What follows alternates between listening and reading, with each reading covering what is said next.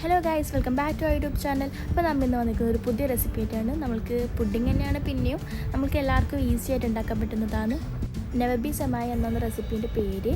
അപ്പോൾ അതിനേക്കുള്ള ആവശ്യം ഇൻഗ്രീഡിയൻസ് ആണ് ghee, butter, nuts, milk powder, milk, പിന്നെ കസ്റ്റർഡ് പൗഡർ, കണ്ടൻസ് മിൽക്ക്, പിന്നെ നമ്മൾ വേമസലി മീൻസ് നമ്മൾ സേമിയ ഇല്ലത്.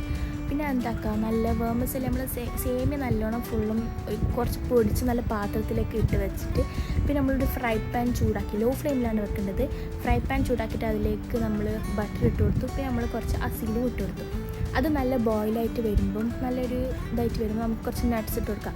നട്ട്സ് ഇടുമ്പം കാഷ്യൂ ഇടണം. പിന്നെ അതിലേക്ക് നമ്മൾ ഈ സേമിയ ഇട്ടിട്ട് നല്ല മിക്സ് ആക്കണം. ഇനി കാഷ്യൂ സേമിയ ഇട്ട് മിക്സാക്കി അതിലേക്ക് നമുക്ക് കുറച്ച് ആൽമണ്ട്, ബദാം ഇടാം. ബദാം ഇട്ടിട്ട് നല്ല മിക്സ് ചെയ്യണം. ഇതൊക്കെ ഇടുമ്പോൾ നല്ലൊരു ക്രിസ്പി പോലായിട്ട് കഴിക്കുമ്പോൾ നല്ല ടേസ്റ്റാണ്. പിന്നെ നമ്മൾ ഷുഗർ പൗഡർ ഇല്ലേ, ക്രഷ് ചെയ്തിട്ട് അതാണ് ഇട്ട്, അതൊരു 5 ടീസ്പൂൺ ഇട്ട്. പിന്നെ നമ്മൾ എന്താക്കി, നമുക്ക് പിന്നെ മിൽക്ക് പൗഡർ എടുത്ത്, മിൽക്ക് പൗഡർ നമ്മൾ 3 ടീസ്പൂൺ ഇട്ടു. എന്നിട്ട് അതിലേക്ക് നമ്മൾ മുന്തിരിയും പിന്നെ കാടമ്പഴം, ഏലക്കായും ഇട്ടിട്ട് നല്ല ഫുൾ മിക്സ് ആക്കണം. ഇത് ഫുള്ളെല്ലാം നല്ല മിക്സായിട്ട് വരുമ്പോൾ നമുക്ക് വെറുതെ ഇങ്ങനെ തിന്നാലും നല്ല ടേസ്റ്റാണ്. അപ്പോൾ നമ്മളെന്താക്കി, അത് നമ്മൾ ഈ ഒരു മോൾഡിലേക്കാണ് ഇട്ടത്.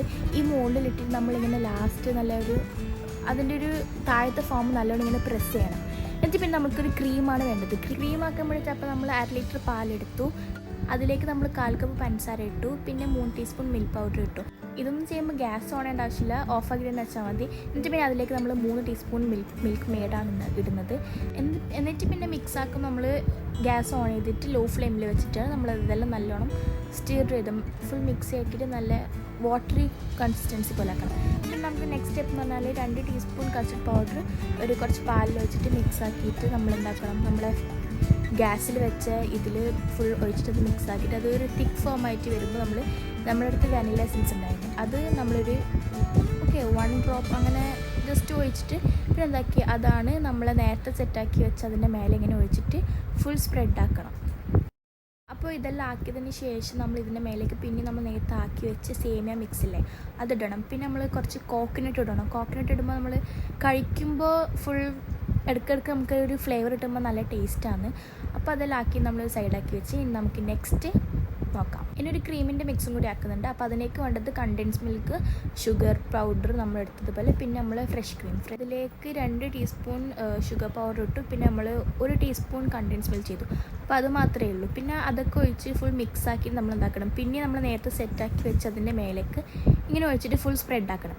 എന്നിട്ട് അതിൻ്റെ മേലേക്ക് ഒരു ബോർഡർ പോലെ ഒരു ഡെക്കറേറ്റ് പോലെ ആക്കുന്നതാക്കി നമ്മൾ ബാക്കിയുണ്ടായ മറ്റേ സേമിയ മിക്സ് ഇട്ട് കൊടുത്തിട്ട് അതിന് നടുക്ക് കോക്കനട്ട് ഇട്ട് കൊടുക്കുമ്പോൾ നല്ല ടേസ്റ്റാണ്. നമുക്ക് തിന്നുമ്പോൾ നല്ല ടേസ്റ്റ് ചെയ്താൽ. അപ്പോൾ ഇത് സെറ്റായിട്ടൊരു 3 hours ഫ്രിഡ്ജിൽ വെക്കണം. എന്നിട്ടാണ് നമ്മളിത് കഴിക്കേണ്ടത്. അപ്പോൾ ഇത്രയേ ഉള്ളൂ, നമ്മൾ ഈസി ആയിട്ട് ഉണ്ടാക്കാൻ പറ്റുന്ന പുഡിംഗ് റെസിപ്പിയാണ്. നമ്മുടെ വീട്ടിലൊക്കെ ആരെങ്കിലും ഗസ്റ്റൊക്കെ പുതിയ വരുമ്പം നമുക്ക് വേഗം ഉണ്ടാക്കി കൊടുക്കാം. അപ്പോൾ ഇതെല്ലാവരും തീർച്ചയായും ട്രൈ ചെയ്യുക. ഇഷ്ടപ്പെട്ടാൽ തീർച്ചയായും ലൈക്ക്, ഷെയർ ആൻഡ് സബ്സ്ക്രൈബ്.